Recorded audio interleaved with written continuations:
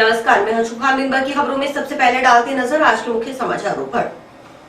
8वीं में अध्ययनरत छात्रा के साथ बेरहमी से मारपीट करने का आरोप, परिजनों ने स्कूल में किया हंगामा। नाथ के जीवन जीत रहे चक के बाशिंदे समस्या से निजात दिलाने की लगाई गुहार, समस्या न हल न होने पर दी आंदोलन की चेतावनी। बढ़ते नशे के मुद्दे को विधानसभा और संसद में उठाने की मांग, नागरिक सुरक्षा मंच ने हनुमानगढ़ श्रीगंगानगर जिले के सभी विधायकों और सांसद को लिखा पत्र। ग्राम पंचायत की अनूठी पहल, गांव में खुलवाई लाइब्रेरी, अब गांव में ही प्रतियोगी परीक्षा की तैयारी कर सकेंगे बच्चे। अब खबरें विस्तार से। कक्षा 8वीं में अध्ययनरत छात्रा के साथ अध्यापिका की ओर से बेरहमी से मारपीट करने का आरोप लगाते हुए परिजनों ने मंगलवार को टाउन के Shri Nehru memorial children's school में हंगामा कर दिया। हंगामे के चलते कुछ देर तक विद्यालय में शिक्षण कार्य प्रभावित रहा। स्कूल स्टाफ ने बालिका के परिजनों से समझाइश के प्रयास किए, लेकिन उन्होंने 2-3 बार इस तरह की शिकायत मिलने का आरोप लगाते हुए अध्यापिका के खिलाफ मुकदमा दर्ज करने की चेतावनी दी। वहीं प्रिंसिपल सुबे सिंह ने बालिका के साथ मारपीट करने के परिजनों के आरोपों को सिरे से निकालते हुए कहा कि अध्यापिका भयभीत होकर स्कूल से चली गई। प्रिंसिपल ने कहा कि अध्यापिका ने बच्चों को मात्र शोर न करने के लिए कहा था, मारपीट करने जैसी कोई बात नहीं है।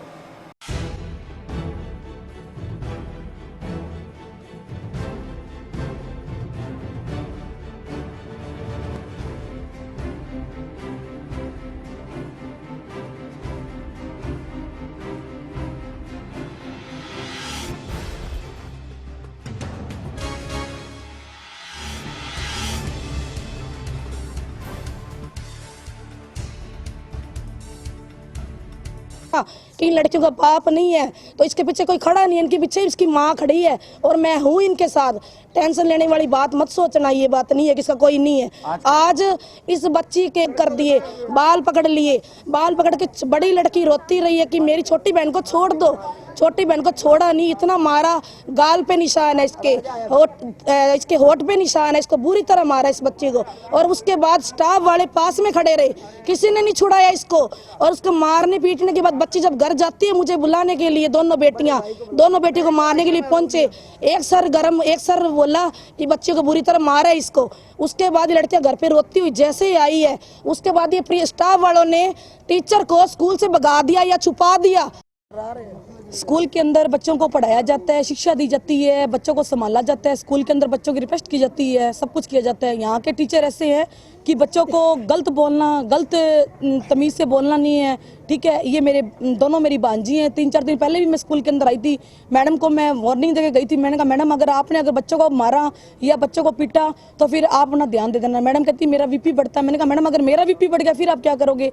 आज फिर वही घटना बच्चों के साथ की है, ठीक है। इस स्कूल के अंदर कोई गौर नहीं है बच्चों की, और बच्चों को मार कूट के और मैडम को यहाँ से भगा दिया गया है।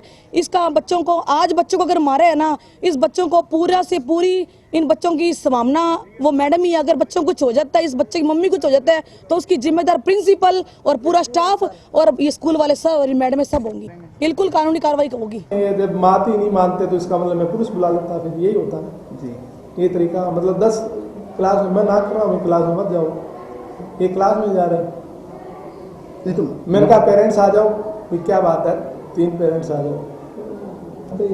काहे की मारपीट हुई है, अभी कहाँ से क्या करें, आज तो कुछ हुआ ही नहीं, नथिंग। मतलब हकीकत ये है, आप पूछो ना, आप पेरेंट टीचर से पूछो, कोई झूठ बोलेंगे क्या, ये बच्चे झूठ बोलेंगे क्या। तो वो कह रहे हैं ना ऐसा नहीं है, यही तो बात है ना सबसे बड़ी। अब मैडम तो इतनी भयभीत है, वो तो चली गई।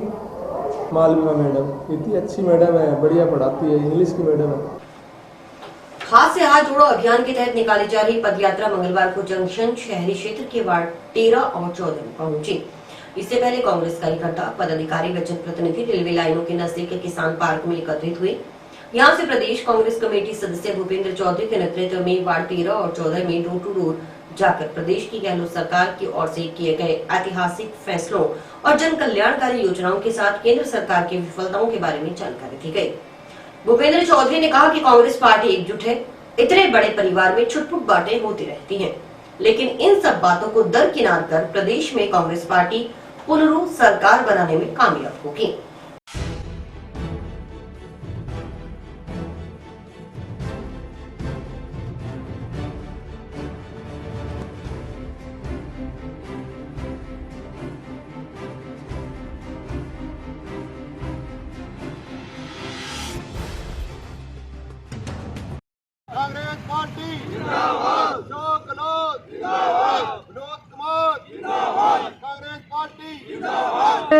पार्टी, अशोक गहलोत, राहुल गांधी।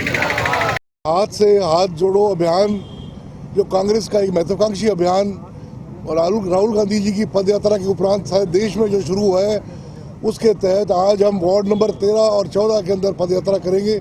आज सुबह 10 बजे सभी हम कांग्रेस कार्यकर्ता यहाँ किसान पार्क में इकट्ठे हुए हैं और सभी मेरी बहनें, माताएं, भाई, सभी कांग्रेस जन इकट्ठे होकर कम से कम 1 घंटे तक 13 और 14 नंबर वार्ड के अंदर प्रभास फेरी लगाएंगे।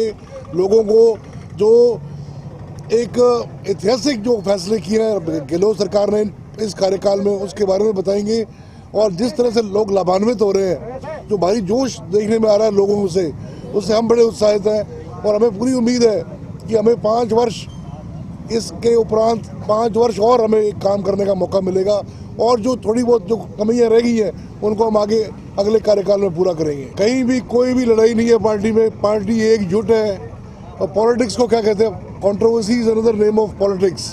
तो छोटी मोटी कंट्रोवर्सी तो इतना बड़ा परिवार है जहाँ पर होती है। हमारे कोई लड़ाई नहीं है, ये विपक्ष का प्रोपेगेंडा है। अभी कोई लड़ाई, बिल्कुल ही लड़ाई, हम सब एकजुट हैं। आज हाथ से हाथ जोड़ो अभियान के तहत वार्ड नंबर 13 और वार्ड नंबर 14, जो कि 13 नंबर वार्ड में हमारी माता परविंदर कौर जी पार्षद हैं, 14 में श्रीमती मंजू रणमा पार्षद हैं, उनके नेतृत्व में आज हाथ से हाथ जोड़ो अभियान 13 और 14 नंबर वार्ड में चलाया जा रहा है, जिसमें भूपेंद्र जी चौधरी, गुरमीत जी चंद्रा, मनोज जी सैनी, गुरप्रीत सिंह मान, रमेश जी कंडा, अन्य पार्षदों ने और लोगों ने बढ़ चढ़ के भाग लिया है। नागरिक सुरक्षा मंच ने हनुमानगढ़ और श्रीगंगानगर जिले में तेजी से बढ़ते नशे के कारोबार के मुद्दे को विधानसभा और संसद में उठाने की मांग की है। इस संबंध में मंच की ओर से हनुमानगढ़, श्रीगंगानगर जिले के सभी विधायकों के साथ श्रीगंगानगर सांसद को पत्र लिखा है। इस संबंध में मंगलवार को टाउन में भद्रकाली मंदिर रोड पर स्थित शहीद स्मारक स्थल पर आयोजित प्रेस वार्ता में नागरिक सुरक्षा मंच के अध्यक्ष एडवोकेट शंकर सोनी ने कहा कि नशा एक सामाजिक बुराई है और ये प्रशासन और सरकार स्तर पर होने वाले उच्च प्रयासों से ही नियंत्रित हो सकता है। आंकड़े बताते हुए एडवोकेट सोनी ने बताया कि 7 करोड़ से ज्यादा युवा 10 से 17 साल की उम्र में नशे की चपेट में पूरे देश में आ रहे हैं। राजस्थान के हनुमानगढ़ और श्रीगंगानगर जिलों में अधिकतम युवा इसके शिकार हो रहे हैं। वक्त रहते अगर स्थिति को नियंत्रण नहीं किया गया तो उड़ता पंजाब के बाद उड़ता राजस्थान जैसे शब्द हम सभी को सार्वजनिक रूप से यहाँ वहाँ सुनने को मिल जाएंगे। इस प्रेस कॉन्फ्रेंस के जरिए हम आम नागरिकों का ध्यान न केवल राजस्थान और भारत, विशेष रूप से हनुमानगढ़ जिले में जो नशा की प्रवृत्ति के कारण जो युवा नशे की तरफ जा रहे हैं उस ओर दिलवाना चाहते हैं कि देश के अंदर ये बड़ी चिंताजनक स्थिति है। इस समय भारत में लगभग 7 करोड़ युवा जो है वो नशे की चपेट में है और उनकी एज जो है वो 10 से 17 वर्ष है। थोड़ा अगर हम राष्ट्रीय नीति की बात करें तो हमारे देश ने संयुक्त राष्ट्र संघ द्वारा जो एकल संधि की गई थी नशा उन्मूलन के लिए, उस पर हस्ताक्षर किए हुए हैं। हमारे भारतीय संविधान के आर्टिकल 47 के अनुसार हमारा ये तय किया हुआ है कि सिवाय दवाइयों और औषधियों के हम किसी भी नशे का उत्पादन नहीं करेंगे। लेकिन इस राष्ट्रीय नीति और संवैधानिक प्रावधानों की उल्लंघन न करते हुए राज्य सरकार अफीम की खेती करवाती है और ख़ासतौर से राजस्थान में तो बहुत ज़्यादा।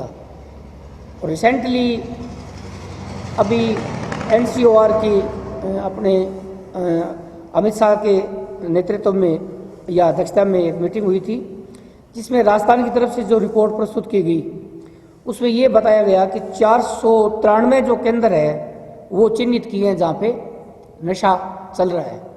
और नवंबर 2021 यानी 11 माह तक 2833 मुकदमे दर्ज हुए, जिसमें से 3733 लोग गिरफ्तार किए गए जिनके पास ब्राउन शुगर, अफीम, कोकीन, स्मैक, चर्स, गांजा, डाटाफॉस, गोलियां बरामद। ये सारी स्थिति है। अब इसके निराकरण के लिए केंद्रीय सरकार ने भी अपनी नीति घोषित कर रखी है, नशा मुक्त भारत, और राजस्थान ने भी कर रखी है नशा मुक्त भारत, नशा मुक्त राजस्थान। लेकिन दोनों ही पॉलिसियाँ जो है वो कागजों तक सीमित रह गई है और वास्तव में कोई नशा मुक्त केंद्र हमें यहाँ दिखाई नहीं दे रहा है जिसके अनुसार ये उसके। तो ये जो स्थिति है, न केवल पब्लिक को जागरूक करना है कि ये नशे से दूर रहे, अपने बच्चों को दूर रहे, जैसे आशीष भाई ने नंगे पैर चल के लोगों का ध्यान आकर्षित कराया, भी नशा बुरी चीज़ है। मेरा तो ये भी कहना है कि हमें अगला जो आह्वान है वो सरकार को जागृत करना पड़ेगा कि वो कम से कम संवैधानिक नीतियों पर तो रहे। अब आज अपने जो राष्ट्रीय आय है उसका एक ह्यूज अमाउंट जो है वो इस नारकोटिक यानी अफीम की खेती से प्राप्त होता है या शराब से प्राप्त होता है। ये चिंताजनक स्थिति है। नशा मुक्ति अभियान के तहत हाल ही में नंगे पांव पद यात्रा निकालने वाले मंच के सचिव आशीष गौतम ने बताया कि उनकी 19 दिवसीय यात्रा में उन्हें कई अनुभव हुए और लोगों की शिकायतें और सुझाव सुनने को मिले। गौतम ने बताया कि यात्रा के दौरान बहुत से लोगों ने ये शिकायत की कि प्रशासन की ओर से जारी मंशा योजना का शिकायत नंबर कोई उठाता ही नहीं, लगातार फोन बजते रहते हैं लेकिन कोई प्रतिक्रिया नहीं देता।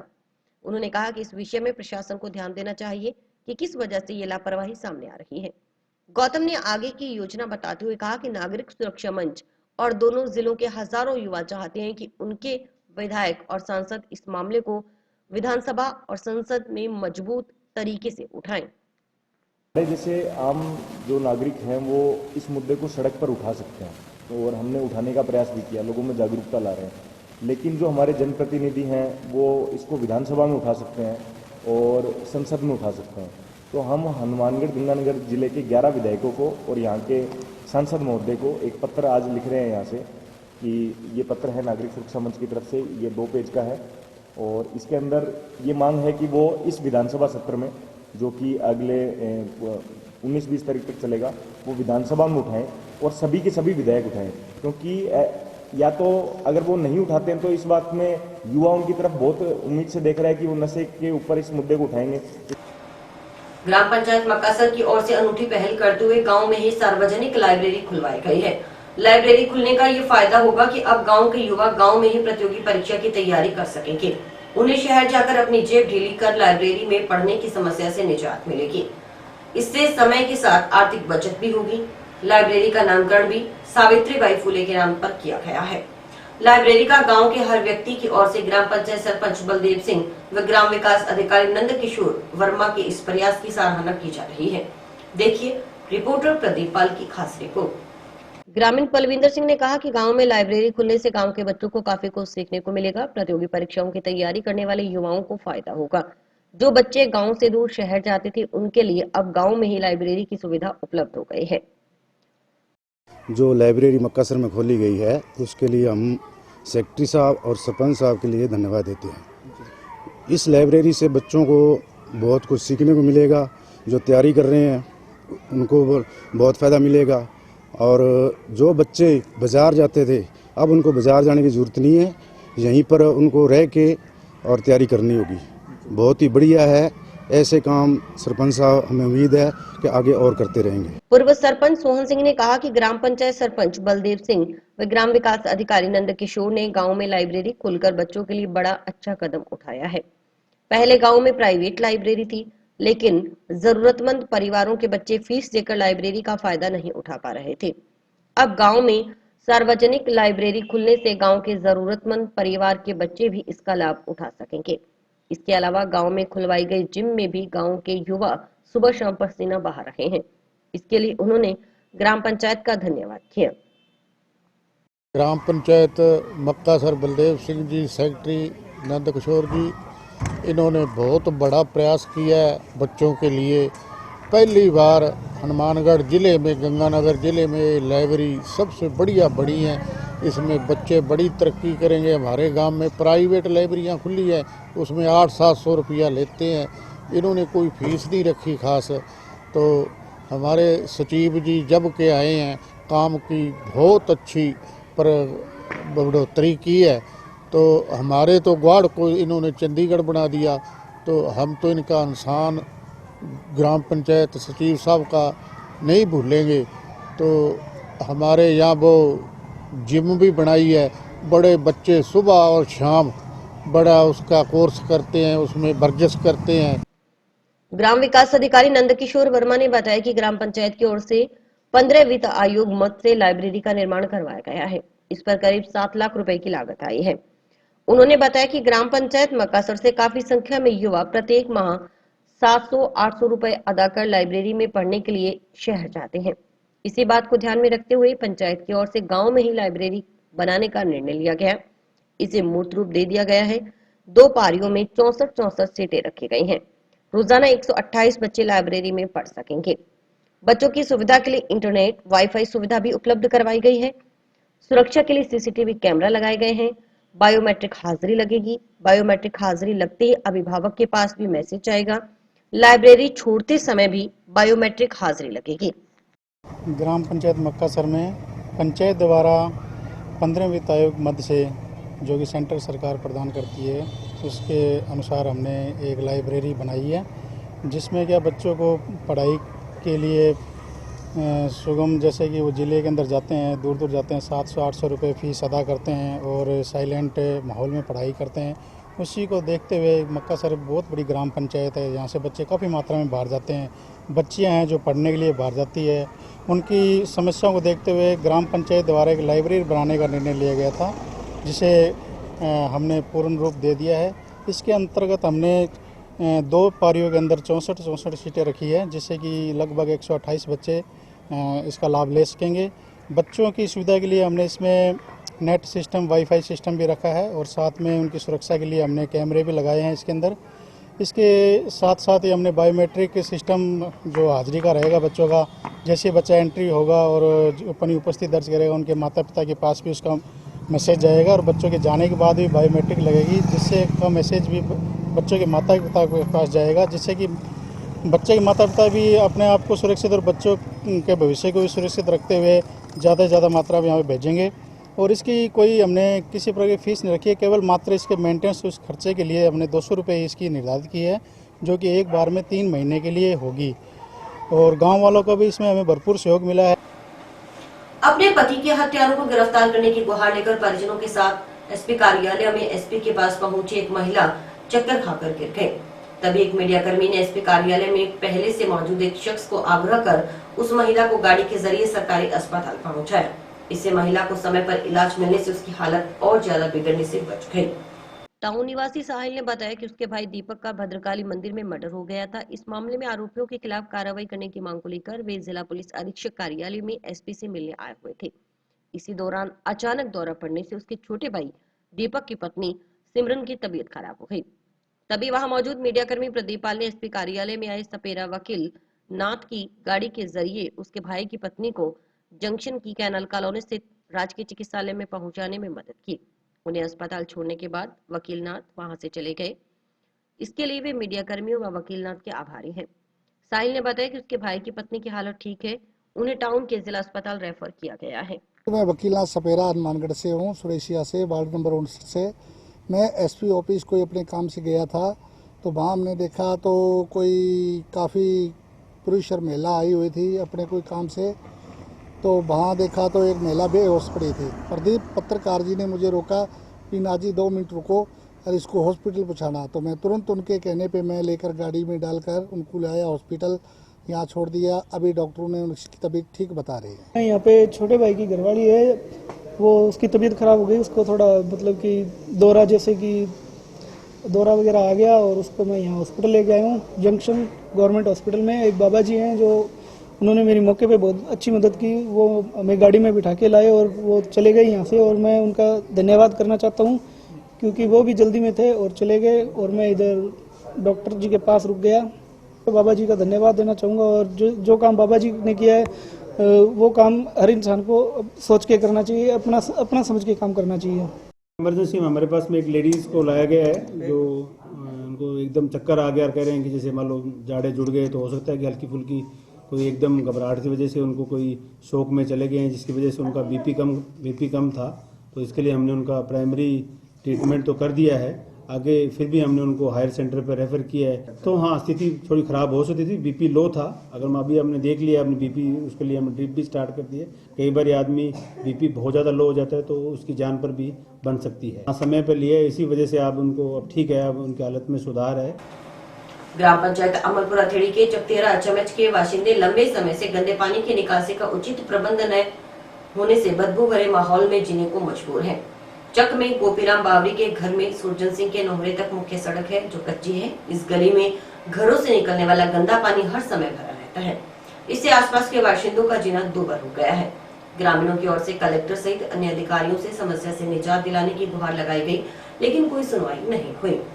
हालांकि जिला कलेक्टर की ओर से जिला परिषद के मुख्य कार्यकारी अधिकारी को पत्र लिखकर 7 दिन में आवश्यक कार्रवाई कर पालना रिपोर्ट भिजवाने के निर्देश दिए गए थे। ग्रामीण इस गली में सड़क का निर्माण करवाने की मांग कर रहे हैं। उन्होंने समस्या का समाधान न होने पर आंदोलन करने की चेतावनी दी। चक के बाशिंदे सरदुल खान ने बताया कि स्कूल जाने वाले बच्चों को काफी दिक्कतों का सामना करना पड़ता है। यहाँ से निकलने की जगह नहीं होने के कारण बच्चों को घूमकर अन्यत्र जगह से स्कूल जाना पड़ता है। कई दिनों से पानी एकत्रित होने से बदबू उठ रही है, मच्छरों की भरमार है। इससे आसपास रहने वाले नागरिक परेशान हैं। भारत मिशन जो आप देख रहे हो, बच्चे स्कूल जाते हैं तब भी यहाँ बहुत दिक्कत आती है। जाने की जगह नहीं है, बच्चों को घूम के जाना पड़ता है और मच्छर मक्खी बहुत ज़्यादा, पानी बदबू मार रहा है, बहुत बुरा हाल है। और 3-3 फुट भर्ती हमने खुद करवा ली अपने पैसे से। इसमें सरपंच का कोई योगदान नहीं है भर्ती में भी। बहुत बार फ़ोन किया, अब तो हमारा फ़ोन उठाना बंद हो गई। वो क्या करें, बहुत परेशान है। प्रधान जी कह रहे हैं स्वच्छ भारत मिशन में गांव के विकास हो रहे हैं, कार्य हो रहे हैं। उनको, प्रधान जी को मैं ये कहना चाहता हूँ कि वो यहाँ आके देखें हमारी क्या हालत हो रही है, यहाँ कितना बुरा हाल है। ठीक, झूठी वाह लुटनी बंद करें, पहले आके यहाँ देखें सी भी काम क्या हुआ है और क्या चल रहा है यहाँ। मोमदीन ने कहा कि 13 चमच आबादी में विकास नाम की कोई चीज नहीं। 3 साल पहले भी यही हालत थी और अब भी यही है। सरपंच ने चुनाव के समय वादा किया था कि सड़क का निर्माण करवाया था, लेकिन अब तक सड़क नहीं बनी। जब भी सरपंच से बात की जाती है तो कहा जाता है कि कुछ दिन का समय दें, सड़क का निर्माण करवा दिया जाएगा। 3 साल इसी तरह निकल गए, कोई सुनवाई नहीं हो रही। घरों से निकलने वाले गंदे पानी की निकासी यहाँ बने 15 से 20 घरों के पास कर उन्हें डुबोने का काम ग्राम पंचायत कर रही है। उन्होंने बताया कि जिस जगह पानी इकट्ठा है वहां विद्युत ट्रांसफार्मर भी लगा हुआ है। जी हमारे यहाँ 13 चमच आबादी में विकास की कोई नाम की चीज़ नहीं है। यहाँ 5 साल पहले भी ये हाल था। आज ये साल योजना पूरी 3 साल हो गए इस योजना बनी को नहीं को, और उन्होंने हमारे को जैसा दिया कि वोट ले लिए, सड़क आपकी 1 महीने में बन जाएगी। और जब भी प्रयास करते हैं, जब भी कहते हैं 1 महीने में 20 दिनों का टाइम दो, 20 दिनों का टाइम दो। हमारे को ये 3 साल या 4 साल निकाल दिए। और ये आके देखो आप, उधर से निकासी बनवा के, अरे इधर हमारे ये 15-20 घर हैं, इनको डुबोने के लिए ये व्यवस्था बना रखी है इन्होंने, और कोई सुनाई नहीं है हमारी यहाँ रोकने की। और देखो ये बदबू मार रहा है पानी, आप मौके पे आके देखो, फायदा उठो।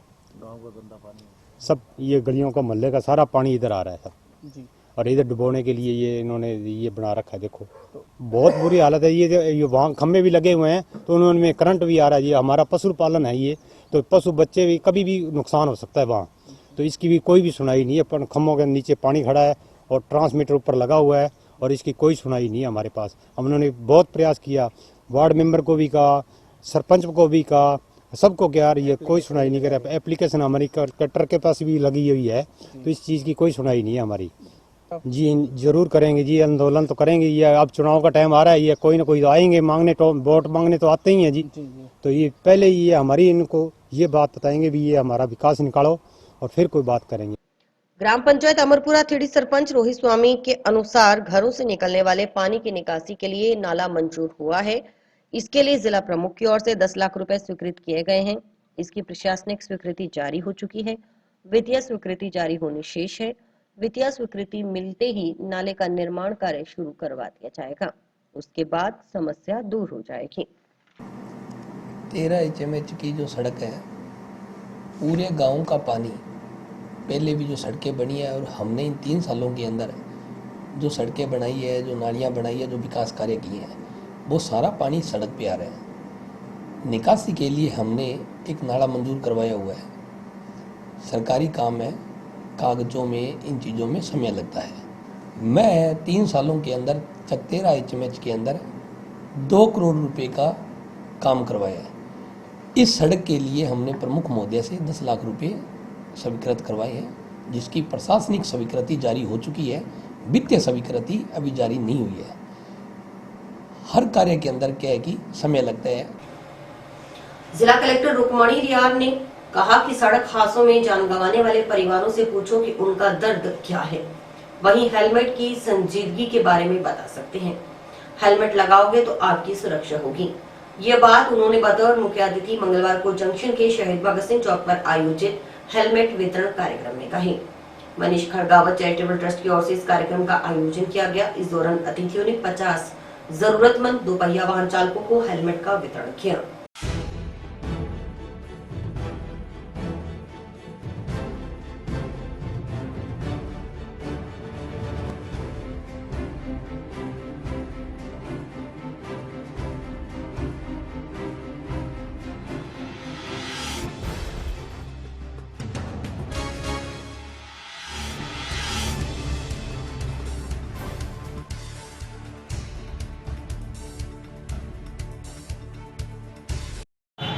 हैंडल पे अगर ना लगा होता, सिर पे लगा होता, तो मेरे ख्याल में गाड़ी सीधी चढ़ती रैंप पे चल के चलानी थी वो, लेकिन बड़ा बैलेंस बिगड़ा, पीछे आई गाड़ी, नीचे गिरी।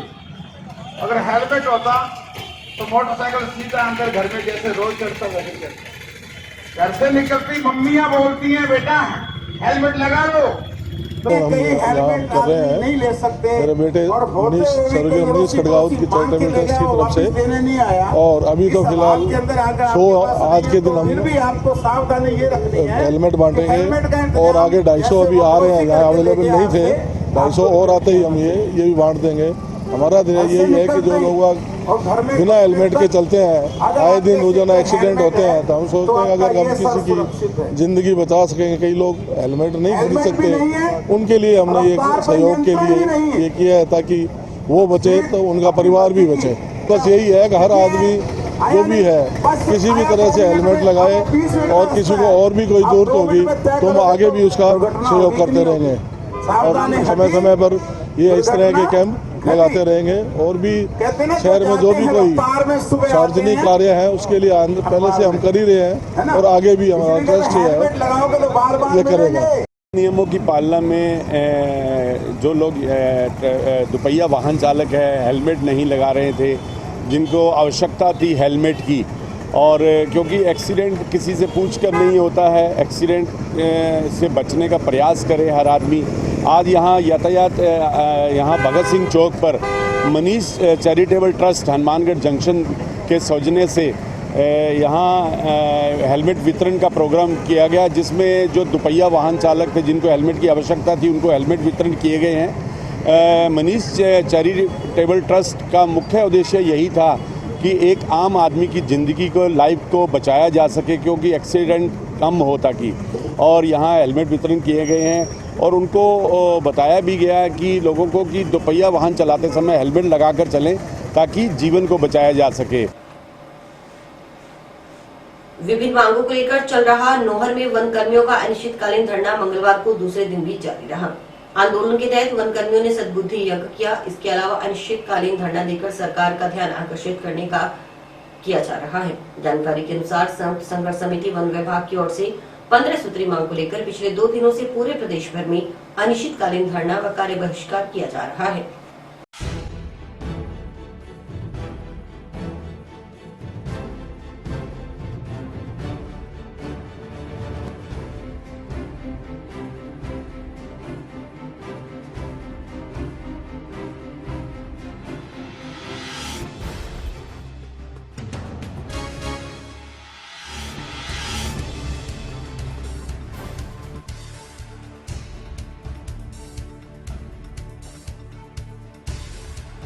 ये सर वन विभाग के जो कर्मचारी हैं ये सभी वर्दीधारी हैं सर, तो इसमें पुलिस के समान कार्य हैं, जैसे चौकियां हैं, वन नाके हैं, पूरा प्रोटेक्शन का, फॉरेस्ट एंड वाइल्ड लाइफ का पूरा प्रोटेक्शन हम पुलिस की भांति करते हैं।